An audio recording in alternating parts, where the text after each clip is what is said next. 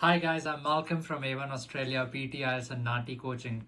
Make sure you save this video. It's a very important video in which I'll be covering most of the important rules which will help you with grammar, reading and writing fill in the blanks. Rule number 1. If there is any blank after a helping verb, helping verbs are words like is, was, are, were and am. So if there is a verb after such a word, generally it's a verb in the third form or in the continuous form. For example, third form means V3, which means the verbs ending with ed, en or t, and the continuous form means ing, like he was afraid or they were undergoing some treatment, so ing. Now I hope you know what's a verb. Verb means an action like eat, sleep, drink. These are called verbs. A helping verb is, was, are, were, am, such words. And a noun means a place, person or thing. Rule number 2. If there is a blank after to, and if it's a verb, there's a very high chance that the verb will be in the first form. That's called V1 of the verb, like to eat, to sleep, to drink. Rule number 3. If we have a blank after words like has, have, had, generally it's a verb in the third form, which means ending with ed, en or t. And similarly, rule number 4. If there is a verb after has been, have been or had been, generally it will be in the ing form, V plus ing form. Rule number 5. If there is a blank after a modal is a verb like must, would, could, should, will, might.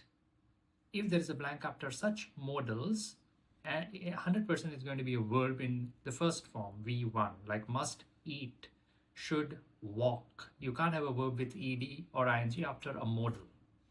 Rule number 6.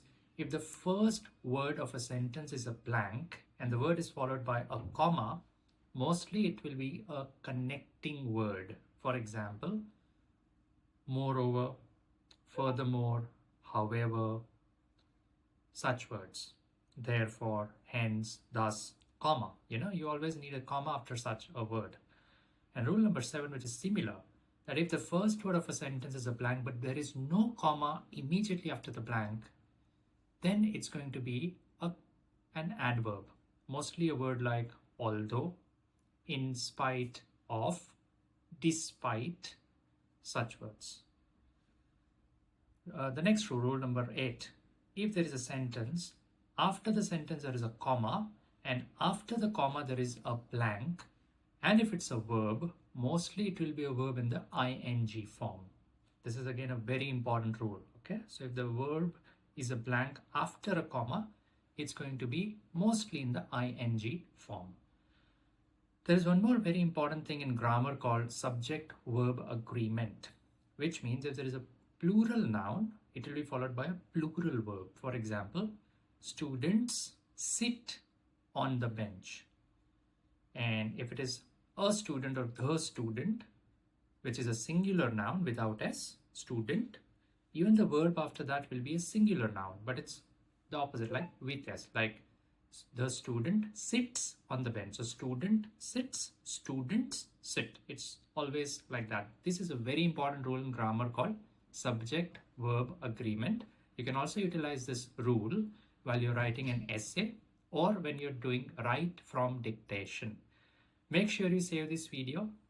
We are providing face-to-face in-person PTE classes in Melbourne at 3 locations. Plus, we also provide online classes for PTE, IELTS and NAATI CCL. NAATI CCL coaching is available in 7 languages: Hindi, Punjabi, Gujarati, Telugu, Sinhalese, Nepali, and Gujarati as well. So a lot of languages to choose from. You can visit our website oneaustraliagroup.com. There are some amazing offers going on, and make sure that you use our free PT website called mockmaster.ai for unlimited AI feedback as well. I'm Malcolm. Thanks for watching the video.